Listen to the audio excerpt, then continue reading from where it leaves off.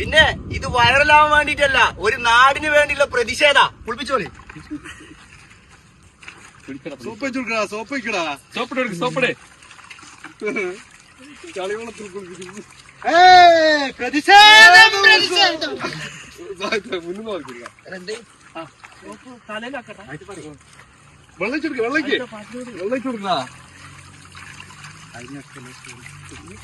ചളിവെള്ളം മുക്കി വെച്ചാ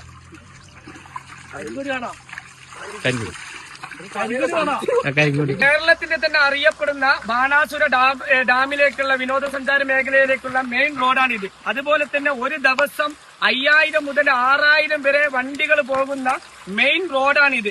കഴിഞ്ഞ 15 വർഷമായിട്ട് ഈ റോഡുള്ളത് ജില്ലാ പഞ്ചായത്തിന്റെ കീഴിലാണ്.